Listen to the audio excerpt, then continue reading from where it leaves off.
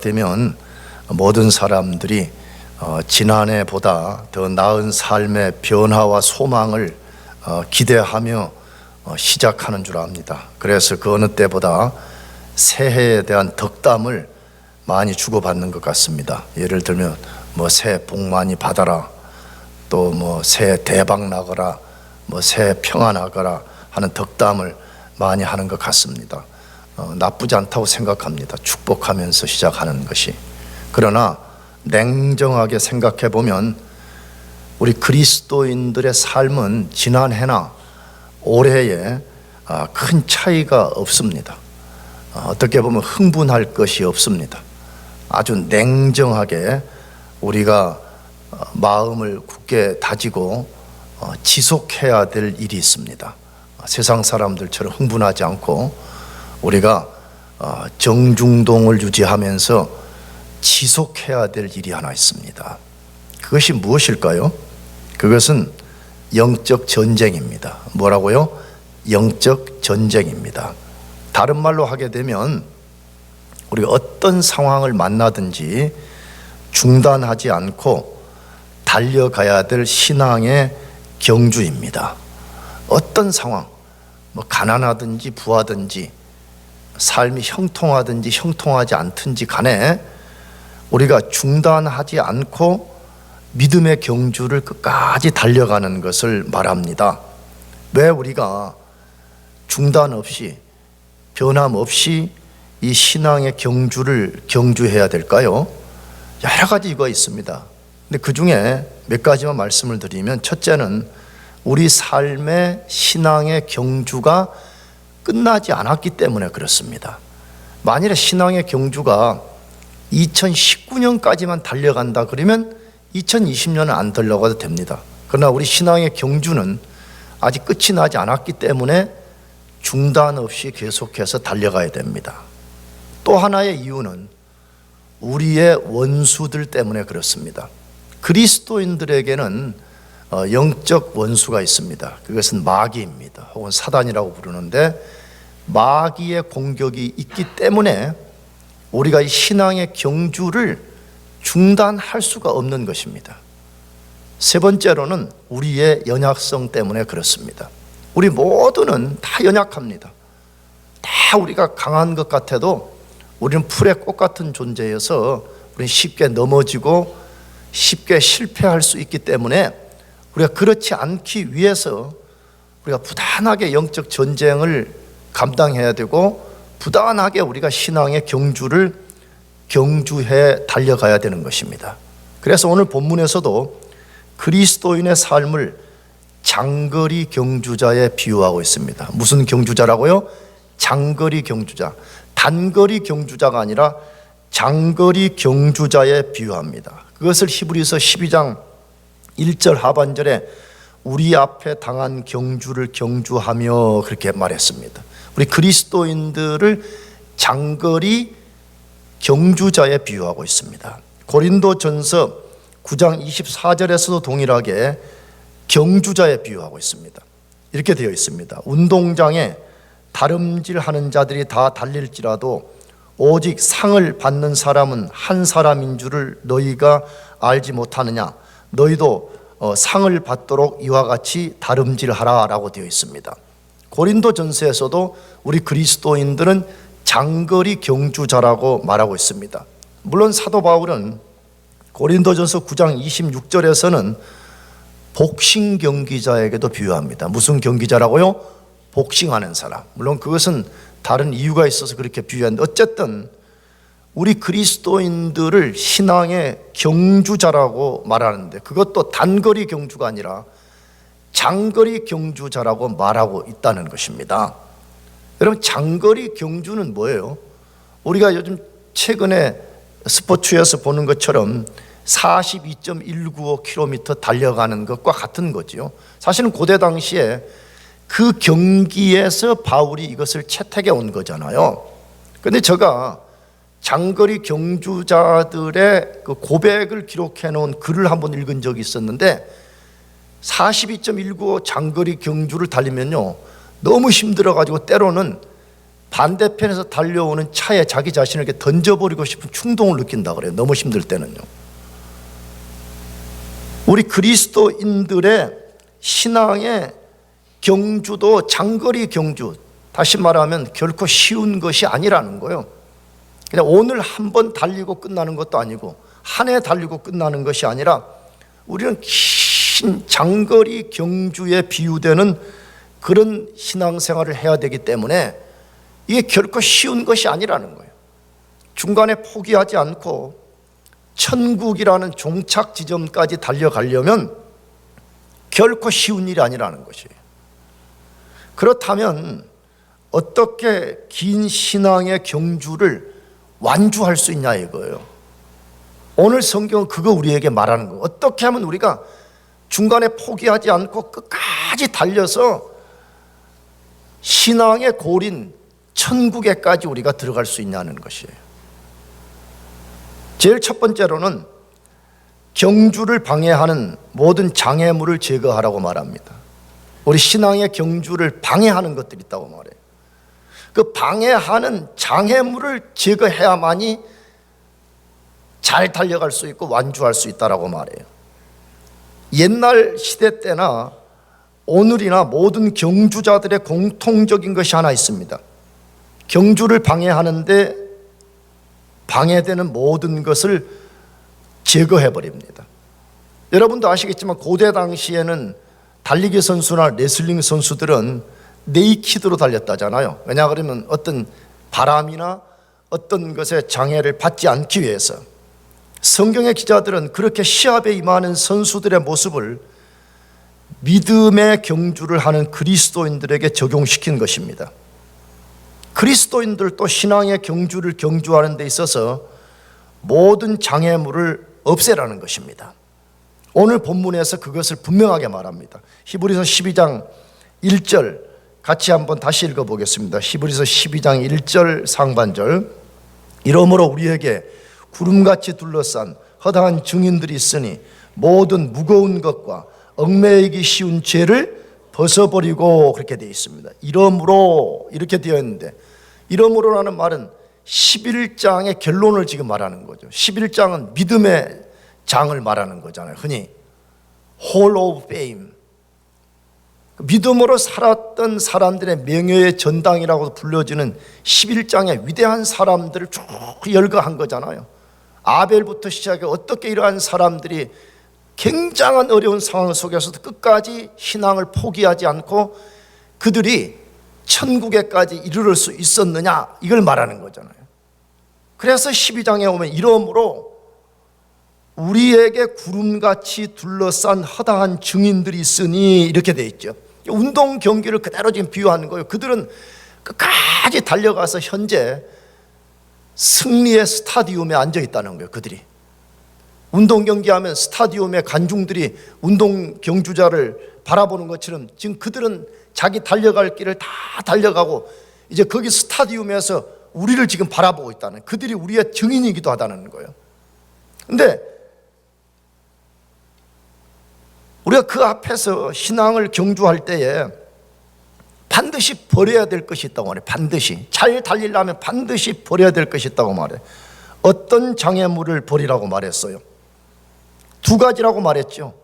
모든 무거운 것과 얽매이기 쉬운 죄, 이렇게 말했어요. 우리가 반드시 버려야 될 두 가지가 있는데, 하나는 모든 무거운 것이고 하나는 얽매이기 쉬운 죄라, 이렇게 되어 있습니다. 그러면 우리가 이제 이것이 무엇을 말하는지를 우리가 정확하게 알아야 돼요. 첫째로는 모든 무거운 것이라, 이렇게 말했어요. 이것은 분명히 죄가 아닌 것을 말합니다. 그러나 믿음의 경주를 방해하는 것을 말합니다. 이게 중요한 말이에요. 이건 죄는 아니에요. 죄는 아니지만 우리가 신앙의 경주를 경주하는데 우리를 굉장히 주저앉히려고 하는 것이 있다는 거예요. 잘 기억해야 돼요. 어떤 것이 죄는 아니에요. 그러나 그것이 우리 신앙생활 하는데 우리를 굉장히 방해하는 것이 있다라고 말한다는 것이에요. 그래서 실제 원문 성경에도 무거운 것이라는 말은 장애물, 과체중, 무거운 옷이라는 뜻을 갖고 있습니다. 자, 그렇다면 오늘 우리를 무겁게 하는 것은 무엇일까요, 도대체? 무엇이 오늘 우리를 무겁게 만들어서 우리 천국을 향해서 달려가는 신앙생활에 장애물이 되게 하냐 하는 것이에요. 여러 가지가 있을 수 있습니다. 그 중에 하나는 하나님 앞에서 잘못된 인생의 목표와 생활 방식을 갖는 것입니다. 하나님 앞에서 잘못된 뭘 가져요? 목표. 그 잘못된 라이프 스타일, 이것이 될 수가 있습니다. 그러면 하나님 앞에 잘못된 목표 중에 하나가 뭐냐? 세상에서 부자 되는 거예요. 유물론적으로만 생각하는 거예요. 세상에서 부자 되고 세상에서 높아지고 세상에서 편안하게 사는 것만을 목표로 삼는 것. 거짓된 기독교죠. 그러잖아요. 제가 자주 말씀드렸지만 왜 기독교를 선택하여 그러면 세상에서 부자 되고 세상에서 높아지고 세상에서 편안해지는 것을 기독교라고 말하는, 그건 거짓 기독교인 거죠. 여러분, 우리의 제일 된 목표는 하나님을 영화롭게 하는 데 있습니다. 믿습니까? 근데 인생의 목표를 잘못 설정해요. 어떻게? 나는 인생의 목표가 내 이 세상에서 부자 되는 것이다, 세상에서 높아지는 것이다, 세상에서 편해지는 것이 목표다. 여러분, 그런 사람들은 목표는 굉장히 거창하지만 그런 사람들 그것 때문에 신앙의 경주를 잘할 수 없다고 성경이 말해요.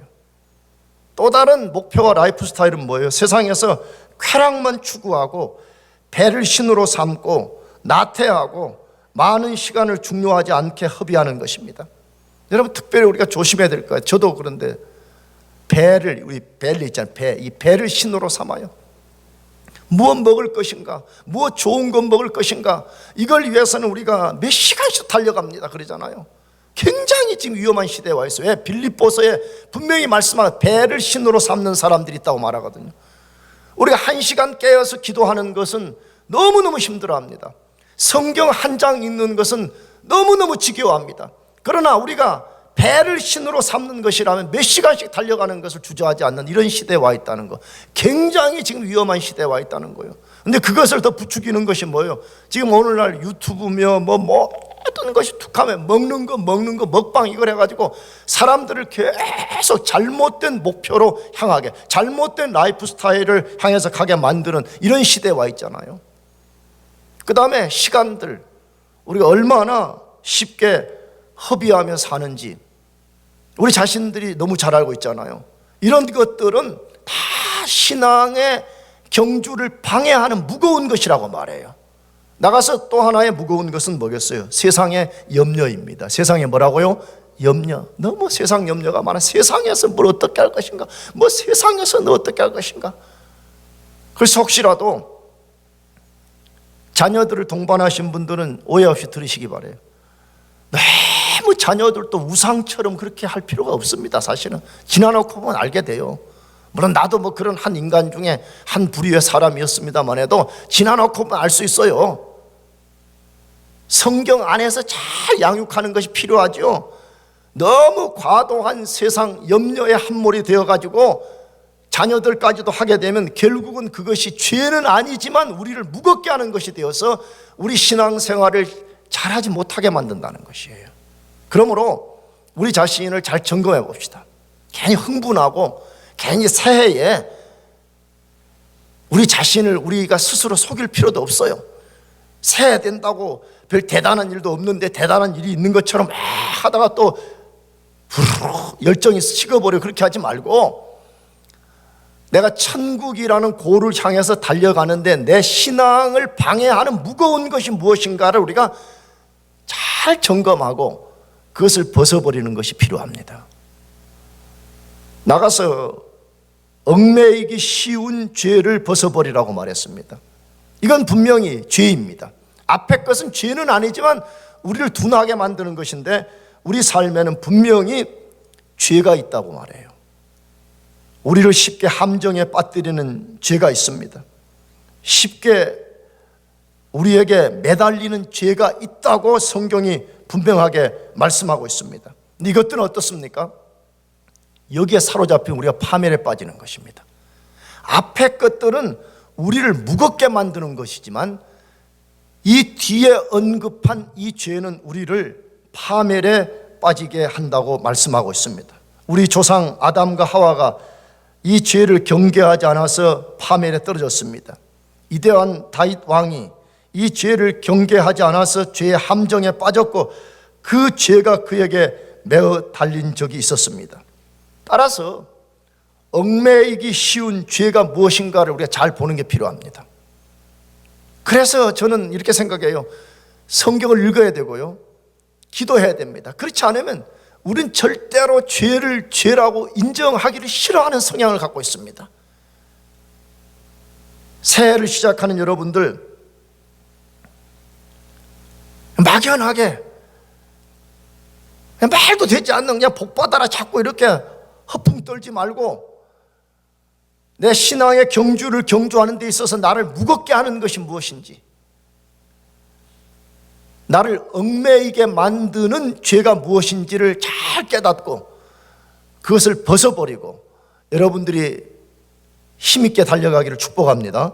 두 번째로, 우리가 신앙의 긴 경주를 하려면 어떻게 해야 되냐 하는 것이에요. 천국에 들어갈 때까지 끝까지 인내하라고 말합니다. 천국에 들어갈 때까지 끝까지 뭐 하라고요? 끝까지 인내하라고 말해요. 여러분, 운동선수가 말해요, 그 긴 42.195km를 달려갈 때에 끝까지 달려가잖아요. 끝까지 엔드라인까지 달려가야 되듯이 우리의 엔드라인은 2020년이 아니에요. 우리의 엔드라인은 천국에 들어가는 것이 우리의 최종 종착지가 되는 것입니다. 그리스도인으로 산다는 것이 결코 하루 이틀 잘 살고 끝나는 것이 아니라는 것을 우리 경험으로도 잘 알고 있지 않습니까? 그렇다면 이 장거리 경주에 제일 필요한 미덕이 무엇이겠습니까? 그것은 오늘 본문 12장 1절 하반절에 말씀하는데 이렇게 되어 있어요. 인내로서 우리 앞에 당한 경주를 경주하며 라고 되어 있습니다. 뭘로 하라고 말한다고요? 인내가 필요하다라고 말하고 있습니다. 긴 신앙의 경주에 제일 필요한 미덕이 인내라고 말하고 있습니다. 인내. 그래서 성경에 많은 곳에서 인내하라고 요구하고 있습니다. 인내하라, 인내하라, 인내하라. 이것이 신앙의 많은 곳에서 요구입니다. 특별히 이 시대는 정말 인내가 많이 필요하다고 깨달아요. 여러분 보세요. 지금 우리 그리스도인들이 너무 나이브하게 살면 안 된다고 생각이 들어요. 아까도 기도할 때 말씀드렸지만 진짜 이 세대가 지금 어떻게 돌아가고 있는가를 우리가 지금 정확하게 볼 수 있어야 돼요. 저는 무슨 미래학자도 아니고 예언자도 아니지만 그냥 성경을 단순하게 읽어봐도 이 시대는 마태복음 24장이 말하는 정말 이 종말의 끝에 와 있구나 하는 것을 너무나 보지 않아요. 지금요, 세계에 일어나는 그런 수많은 재앙들이 절대 우연이라고 생각하면 안 되는 거잖아요. 성경이 말하는 그대로 지금 이루어지고 있는 거잖아요. 그러면 점점 그 말은 우리가 살아가는 이 세대 자체가 힘들어지고 말로 다 할 수 없는 앞으로 어려움이 찾아온다는 이야기인데, 이러한 시대 속에 우리에게 요구되는 게 뭐예요? 끝까지 인내하는 것입니다. 아멘.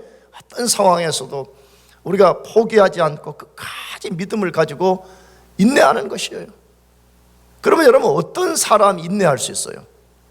제가 자주 말씀드리지만 믿음을 가진 사람만 인내할 수가 있습니다. 다시 말하면 내가 지금 상황이 아무리 어렵지만 이 상황도 하나님의 손에 있다는 것, 이 상황도 하나님이 이기게 해주실 것이라는 하나님에 대한 믿음을 가진 사람만이 인내할 수가 있는 것입니다. 그래서 성경에는 셀 수 없이 인내하라는 말씀이 많이 있어요. 그 중에 대표적으로 세 곳을 살펴보려고 하는데, 첫째는 로마서 5장 3절에서 4절입니다. 다 같이 읽어보겠습니다. 시작. 다만 이뿐 아니라 우리가 환난 중에도 즐거워하나니 이는 환난은 인내를, 인내는 연단을, 연단은 소망을 이루는 줄 알미라 라고 되어 있습니다. 우리가 환난 중에도 즐거워하나니 이는 환난은 인내를, 인내는 연단을 만들어낸다, 그렇게 말해요. 신앙생활에 굉장히 중요한 것이 인내라고 말해요. 여러분이 진짜 구원받은 그리스도인지 아닌지, 여러분이 진짜 신앙적으로 제대로 잘하고 있는지 안 하고 있는지를 아는 아주 중요한 시금석 중에 하나는 내가 하나님 앞에서 인내하고 있는지 없는지를 점검해 보면 알아요. 두 번째로는 히브리서 10장 36절에 이렇게 되어 있어요. 너희에게 인내가 필요함은 너희가 하나님의 뜻을 행한 후에 약속을 받기 위함이라 라고 되어 있습니다. 너희에게 인내가 필요함은 왜 인내가 필요하다고 말해요? 너희가 하나님의 뜻을 행한 후에 약속을 받기 위함이라 이렇게 되어 있습니다. 하나님의 약속을 받기 위해서는 그 전에 우리에게 뭐가 필요하다고요? 절대적으로 인내가 필요하다고 말해요. 야고보서 5장 7절 8절에는 그러므로 형제들아 주께서 강림하시기까지 길이 참으라. 보라 농부가 땅에서 나는 귀한 열매를 바라고 길이 참아 이른 비와 늦은 비를 기다리나니 너희도 길이 참고 마음을 굳게 하라. 주의 강림이 가까우니라 라고 되어 있습니다. 농부의 예를 들은 거죠. 농부가 열매를 얻으려면 씨 뿌리고 기다려야 되잖아요. 기다려야 되는 것처럼 우리도 하나님의 역사가 일어나는 것을 보려면 반드시 인내가 필요하다라고 말씀하고 있습니다. 그렇다면 왜 하나님은 우리에게 이렇게 인내를 요구하시는 거예요? 왜 예수님은 우리에게 이렇게 인내를 요구하시는 것이에요? 신앙의 성숙의 가장 대표적인 것 중에 하나가 인내인 것입니다. 어린아이의 특성은 뭐죠? 잘 인내하지 못합니다. 여러분 전 세계적으로 어린아이들이 어느 곳에 가서 얌전하게 잘 인내하면서 기다리는 거 봤어요? 5초도 안 돼서 까불고 떠들고 난리 법석을 하는 것이 어린아이들의 특성이잖아요. 신앙생활도 똑같다는 거예요. 신앙생활이 점점 성숙해지고 그 사람이 신앙적으로 깊어지는 특성 중에 하나가 인내라는 것이에요. 그래서 성경에 우리 보고 인내하라고 말하는 것이에요. 2020년에도 굉장히 많은 어려움들이 우리 삶에 닥쳐올 것이에요. 여러분 그 상황에서도 믿음을 가지고 끝까지 인내하시기를 축복합니다. 마지막 세 번째로 끝까지 우리가 경주를 완주하려면 어떻게 해야 된다고 말해요? 완주자인 예수님만 바라보라고 말해요. 완주자인 누구만 바라보라고요?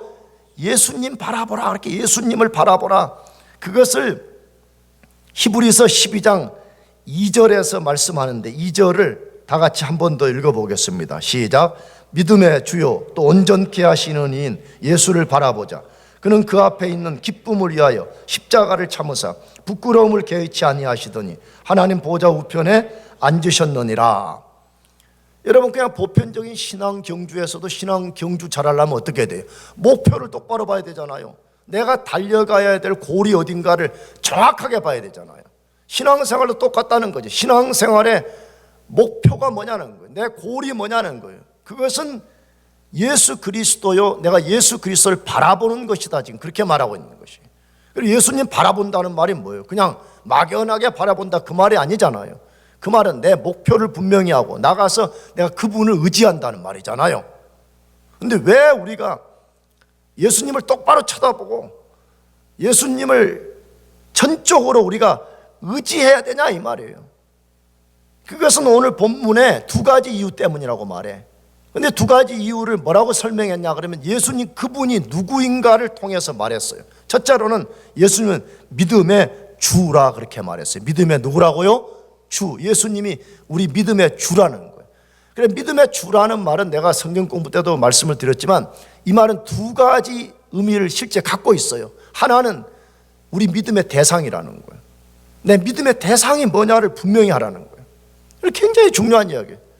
여러분 신앙생활에 있어서 믿음의 대상을 분명히 하지 아니하면 잘못하면 우리 신앙은 거짓된 신앙이 되고 굉장히 신앙의 열심을 품지만 우상숭배적 신앙이 될 수가 있는 것입니다.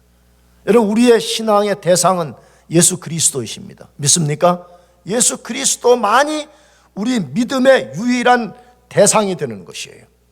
그런데 그 믿음의 대상이 되는 그 예수님을 이 말의 헬라어 단어가 선구자, 개척자라는 뜻을 갖고 있어요. 그래서 신학자들은 오히려 이 뜻이 더 크다라고 말해요. 그럼 왜 예수님을 개척자라고 말하냐? 하나님과 우리 인간 사이에 인간의 죄를 범해서 아무도 하나님께 나갈 수가 없는 존재가 되어버렸는데 예수님이 이 땅에 오셔서 십자가에 죽으시고 부활하심을 통해서 인간이 하나님께 나갈 수 있는 길을 개척 뚫었다는 거예요. 그래서 예수님을 통해서 많이 우리가 하나님께 나갈 수 있는 유일한 분이 되셨기 때문에 우리 신앙생활할 때 우리가 똑바로 바라봐야 될 것은 나 자신도 아니고 세상도 아니고 옆에 있는 사람도 아니고 예수님이라는 거예요. 믿습니까? 그래서 새해에 여러분들이 신앙생활 진짜 잘하려면, 다시 말하면 끝까지 경주를 완주하려면 예수님만 바라보시길 축복합니다. 예수님 바라봐요. 딴 거 바라볼 거 없어.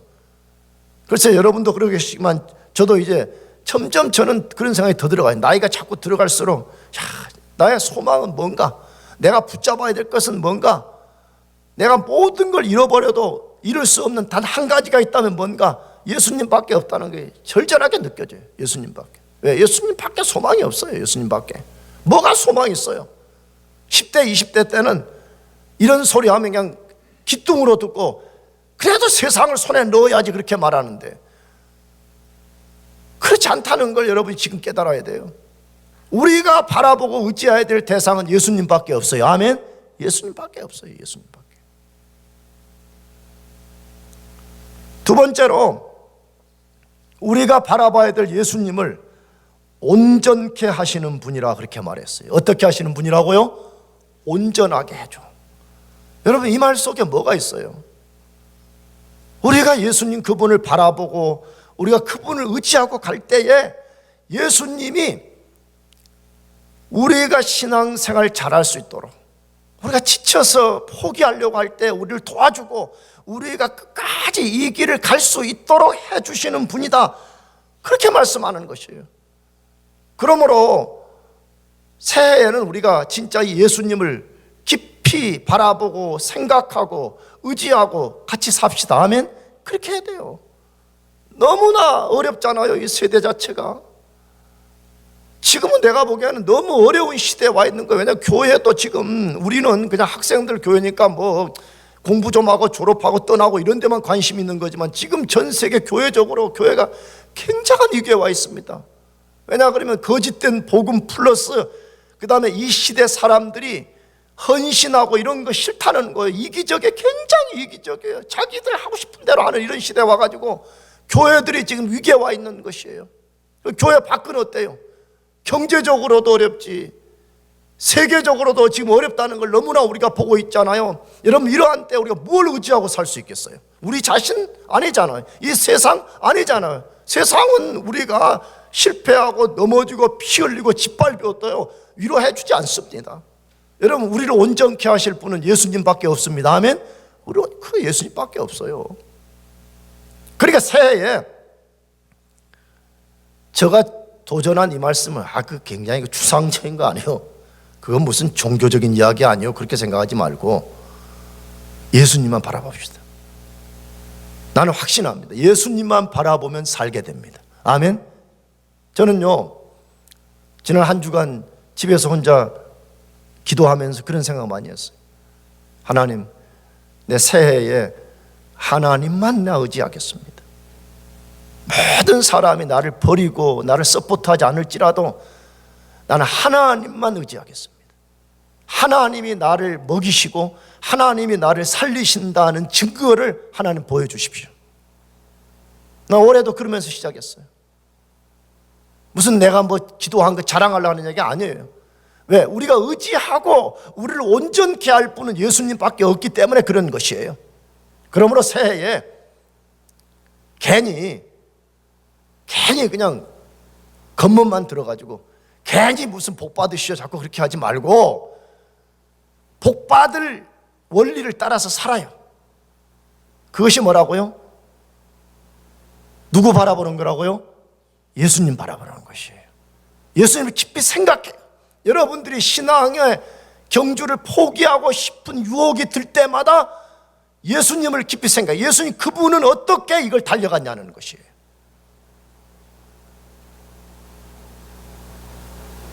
성경은 말해요. 우리가 만일에 예수님의 삶을 본받고 예수님이 사신 것처럼 우리가 끝까지 피 흘리기까지 싸운다면 우리 모두는 반드시 완주할 수 있다고 말해요. 그러므로 2020년 시작하는 여러분 모두가 예수님 바라보고 신앙의 경주를 완주해서 하나님께는 영광을 돌리고 여러분 신앙이 더 성숙해지는 그런 축복이 있기를 바랍니다. 기도하겠습니다.